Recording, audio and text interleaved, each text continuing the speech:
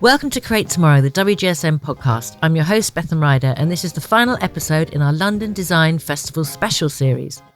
In this episode, we explore Material Matters, a fair that sprung from a podcast of the same name and is now in its second year at the wonderfully atmospheric Barge House, Oxo Tower on London's South Bank.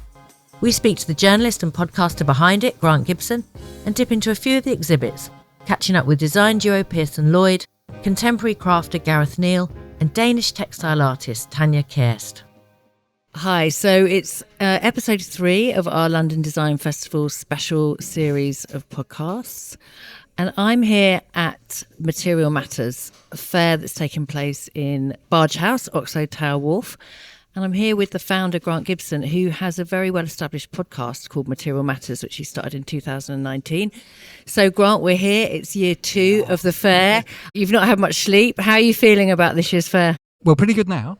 I mean, we're literally going to open our doors to the press an hour and a half's time, and there are still people sweeping up and generally moving things around, but it's taking a really nice shape. So I'm kind of happy now. Ask me that about 4 hours ago, I'd be slightly different response, but it's looking good. Thank you for asking. It's a beautiful space. It's got all this sort of distressed walls, and then you've got all these interesting material objects inside. We described it as unadorned. Unadorned.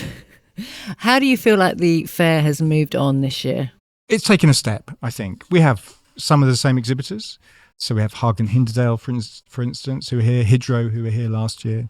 We have some different exhibitors. I mean, what's been really interesting is just the number of people who have got in touch and want to be part of it, which is great. So it's almost self-selecting in many regards. Which materials are you most excited about? Because you obviously talk a lot about materials with designers and creators on your podcast.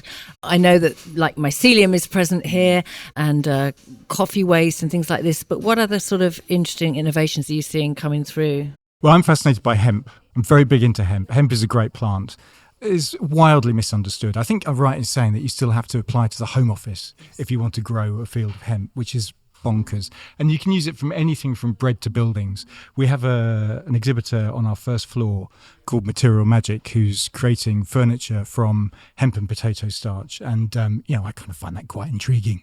We had Steve on from Margent Farm, so we know about the power of hemp and hempcrete. You've got lots of little capsule collections from students as well. We've got graduate work, but we've got work from significant brands. We have recycled aluminium from Hydro. We have people working in silkworm solution. We have people 3D printing mycelium vessels. We have Gareth Neal 3D printing 3 times recycled polymer. There really is a smorgasbord of interesting ideas in this show. I mean, it's a joy, actually, to be in this building for 4 days. And you've got lots of talks as well. Is there a highlight there? Are you doing any of those? I'm doing a live version of Material Matters with Michael Young. Oh, great. Which isn't being recorded, so you have to come and see it. But that's Saturday morning. There's a lot of stuff about materials. There's an awful lot of people in the show working in waste, so we have a talk all about waste. So it's obviously going well. What are your ambitions for the fair for the future? Well, I mean, we like this venue, and I don't see us moving in the foreseeable future. It's a question of refining it and working with the fabric of the building to improve it. I'm very keen that the brand becomes international, and we would like to take it to other territories, I suppose is the jargon you're supposed to use, right? Other design festivals. Other design festivals, yes, that's what I mean. And there's nothing in the works that you can mention yet, but this No, but we are in discussions. All right, brilliant. Well, thank you very much. We're going to go and explore some Material Matters. Enjoy. We're on the second floor of Material Matters, and there's a lovely capsule exhibition from Pearson Lloyd. And we're here with Pearson Lloyd right now, Tom Lloyd and Luke Pearson. Can you tell us, Tom, the name of the exhibition? It's Material Change. And tell me, it's about your shift to try and move towards circular design systems through some of your objects and pieces. Yes, it's a review actually of about 10 of our products in the last decade, where we've sort of just broken them apart literally and analysed the decisions we made and the materials we chose to make those products in a circular fashion. So it's great. There's kind of like plywood pieces on the wall, and then you've kind of really got cross sections of a lot of the pieces like sofas and chairs, and then down the middle you've got these beautiful kind of mobiles of sort of knitted textiles on these sort of timber frames or bamboo frames. Tell me about one of the pieces. Let's dive in. As Tom was saying, we've been sort of trying to design responsibly and intelligently for an awful long time, but we haven't been able to build in certain sort of factors into the process. For example, if we took the How project, where we designed a chair out of pure polypropylene in 2010, the ambition was to design something with no glass fibre, because if you put glass fibre into it, it stops it being circular. And at the time, we talked about whether we could make it in recycled plastic, and simply there weren't the waste streams available. We were very clear with How that we didn't want to put any glass fibre in, because when those waste streams do come available, then we can make it out of pure but non-virgin polypropylene. At the end of its life, it can be made into another material again. So this is an interesting project for us, because when we designed it, we were forced into using virgin material, but it was really planned for the future. For a future waste stream which would become available. Lots of people are now making chairs and saying they're made out of recycled plastic, but they're putting glass fibre in, so at the end of their life they can't be recycled again. Are you finding there is a real mind shift about moving towards circular systems with clients? I think with our clients there is definitely a willingness and ambition to understand circularity. Each client is a different state of maturity in that journey, and some are scared. Some thinks it's going to hurt their business, but they want to do it from a values perspective. Others are trying to predict the sort of legislative environment in the future. Others are responding to the demands of their users. So it's a very mixed sort of palette of decisions that are forcing change. Are they happy to spend a little bit more to get there? They are, but I think also, interestingly, we're proving that it's not always. I think there's a perception that sustainability is expensive, and actually it doesn't have to be. There's some very basic ground rules around circularity that you can build into a design brief, which doesn't mean it makes it more expensive than an unsustainable product. Can you maybe give us an example with one of the pieces here? So, for example, a product we've just done a product called CoLab for Senator, which is an education system, and we've simply made it very, very disassemblable. So it's designed for repair. So actually using simple tools on site allows you to modify or repair a product that's been damaged. That doesn't take any more material. It doesn't take any more expertise to deliver that. It's just a mindset that creates that change. What is that product? Could you describe it? It's called CoLab, and it's a series of tall benches that are designed for contemporary and future education environments in British universities. And we're responding to new learning methods, uses of technology post-COVID, new types of hybrid learning, just like we are in the workplace. So tell me about Profim, because this is a sofa made from recycled expanded polypropylene. Some would say that was not a good thing for the environment. Well, I think what we've been trying to talk about with this exhibition is about designing with data, that actually it's about understanding the metrics, and then you can make a very carefully selected bunch of decisions. When we were designing the modular sofa system for Profim, the brief was Lego. It was a modular sofa system with a highly sustainability focus. What we had was the germ of an idea, which was actually to use expanded polypropylene, which means we can use a high proportion of recycled material. And at the end of the life, it means that the recycled polypropylene modules can be recycled into something else again. But we also found that there were some other really surprising benefits. It's 40% lighter than a conventional sofa. So the gains in terms of transportation are absolutely phenomenal. It also meant that different people could assemble it on the assembly line. So traditionally women couldn't carry heavy sofas around and upholster them. Because it's so light, different people can upholster it. It also means you can install it very easily. The other thing we did was we developed a system where the cover could be put on by an individual user without any tools, which means you could essentially get your cover in the post and reassemble it. Because the thing that generally shortens the life of any upholstery product is the death of the upholstery surface. And because it's too expensive to repair, to send out, it doesn't get repaired, it gets junked. So I think the answer about is it actually more expensive? This is a product that actually turned out to be much, much more cost effective to produce and to transport. There is an investment impact to producing that tooling, but over the life of the product, you're going to get that back. And this, I think, just goes to show that you need to think about the whole supply chain. It's not just about the product, right? You've got to think about the shipping and all of that. It's a lot to think about nowadays. There are loads of things to think about. And as Tom was talking about earlier, it depends on the nature of the company you're working for as well. So you have to design appropriately for the system that you're going to feed the product into, as well as the company. You know, what do they have access to? They may not have access to that kind of tooling. And Ben A.B. Friends is a great example of that.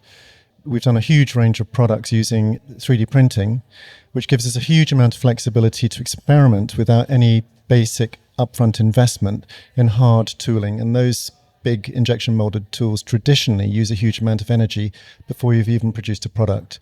So really, there are lots of questions you can ask at the briefing stage to try and understand how you can design intelligently. And it's no doubt that we as designers are having to become much smarter at the material supply chain, where materials are coming from, what is their source, what's their provenance, to ensure that we can take care of the impact of our products.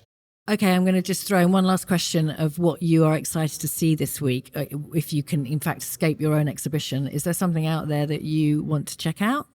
For me, I'm really interested in material developments and the use of material. I think I've just done some judging actually with you on the Green Grads, and I think what I was super excited about is the fact that there are kids coming out of college with no scientific background who are willing to use the internet and the huge resource to actually discover really plausible opportunities. And I think as soon as we get big business pushing these, we're going to see absolutely fantastic developments very quickly. Brilliant. Thank you for your time.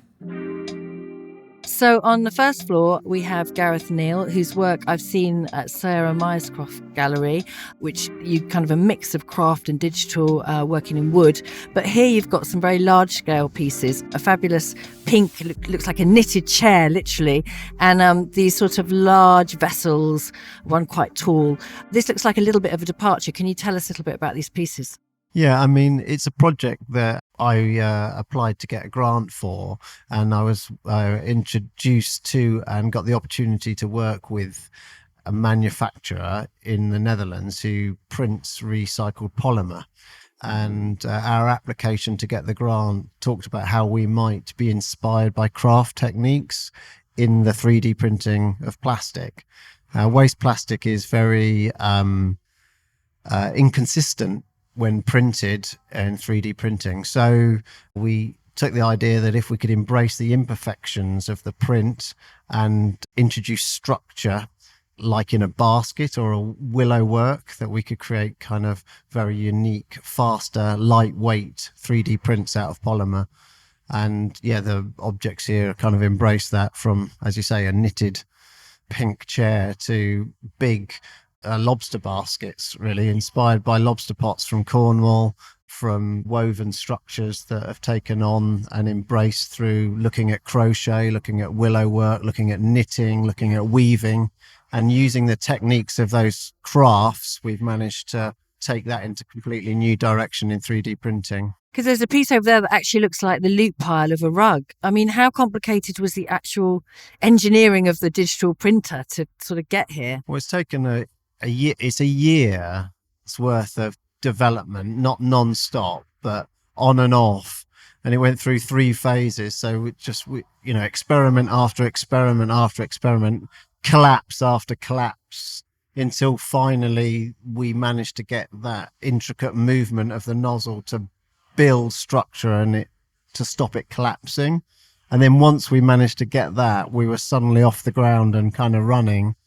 And yeah, we just wanted to find objects that could convey the story of what we've been doing. And now we're going to move on to the objects and the products that we can make from it. But at the moment, it's just a kind of beautiful experimentation and prototypes. And how strong is this material? Like, is that chair totally... Chair's really robust. Yeah. Outdoor, indoor, robust, any colour. I was going to ask about colour. Is the colour application, is that very sustainable, or what kind of colour application? The colour itself is perhaps the only bit that isn't sustainable, but it's like 99.9% generic colour. And then that one bit of pigment that goes in produces all the colour. So the raw material itself comes out a dirty grey, a bit like the chair. So that's just your melange of every colour of your general waste plastic. So really, this is looking for like some manufacturers to pick it up to make pieces for Absolutely. Mainstream. I mean, I think, the process is there. There's no end of materials at our fingertips that we need to use, because we've just continually to make piles of it. So we've got to do something with it, and we've got to start embracing plastic again, but make sure it's recycled. Brilliant. Thank you so much for your time. So when you arrive at Material Matters and you enter the ground floor, there's some beautiful textile banners hanging from the ceiling, which are very geometric and colourful. They are the work of Tanja Kirst, who's here with me now, a textile artist from Copenhagen. Hi. Hello. So tell me a little bit about your textiles, and I understand they're made from very sustainable materials. Yes, Planted, my project, is made out of hemp, citrus, cellulose, seaweed, and pineapple yarn. So yeah, it's a collection of 10 woven tapestries. I developed them at Textile Lab in Tilburg in Holland at the laboratory. Have you always worked with those sorts of materials, or is this a new development for you? I have worked with hemp for quite some time, I think 8 years now. So this is the first time I try to incorporate other plant fibers in a blend with hemp. And what's the benefit of mixing the fibers? They all have a lot of benefits, but what I think is really interesting is to mix hemp, which is a very matte and dry quality, together with citrus yarn. It's a lot like silk, so you can get some really interesting textures when you weave them together. They look very high end, so you get that kind of quality feel from the mixture of the fibers. Yes, and you can also, the project is also about product development and to see what's possible.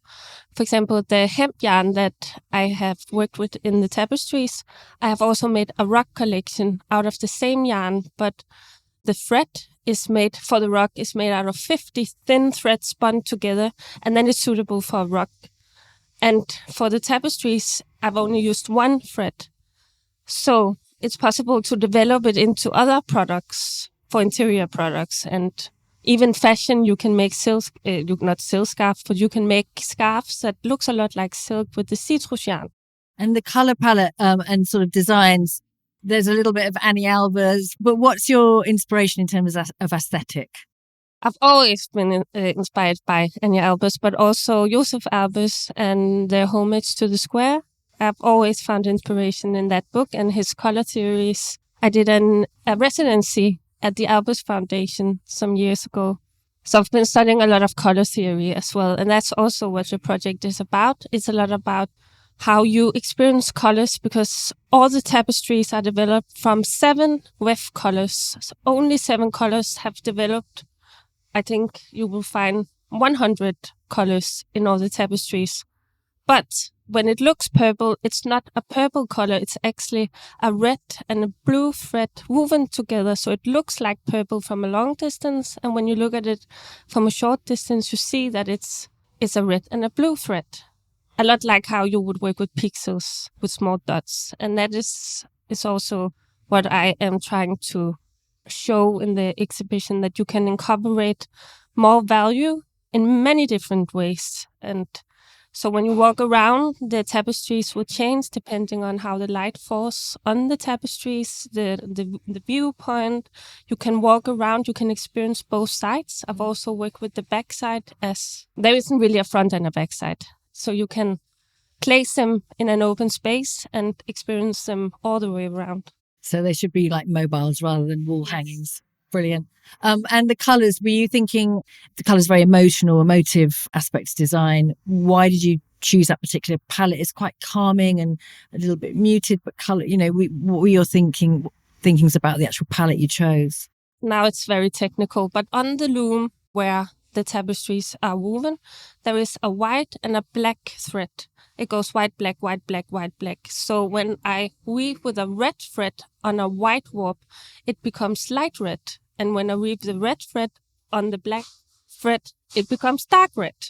So I've chosen colors that I could work with gradation in it. So that's why there is a lot of bright colors. And then I have developed the colors afterwards into more muted, calm colors by using the threads on the loom.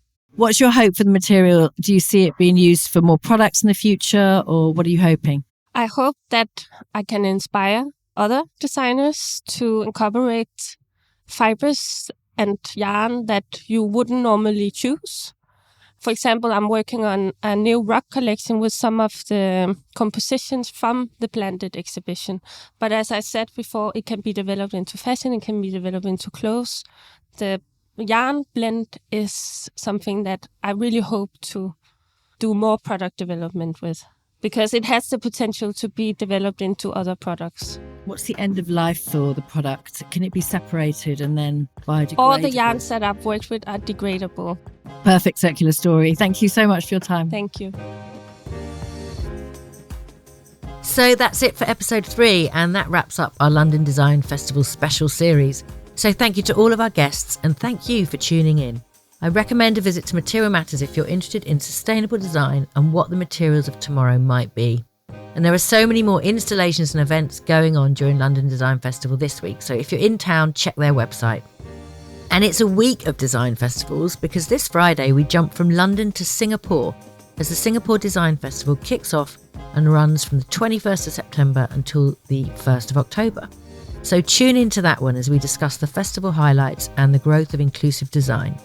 If you're a subscriber, there's plenty more information on design on our interiors platform, where we scour the globe for the latest trends and innovations. And if you want to find out how to subscribe, head over to wgsn.com to discover how you can get access to our service. You can subscribe to the show on all major podcast platforms, and if you like what you've heard, why not leave us a rating and review? And if you're interested in hearing more from us, do check out The Lives of Tomorrow. That's hosted by our CEO, Carla Buzashi, and you can find that on all podcast platforms. Thanks for listening.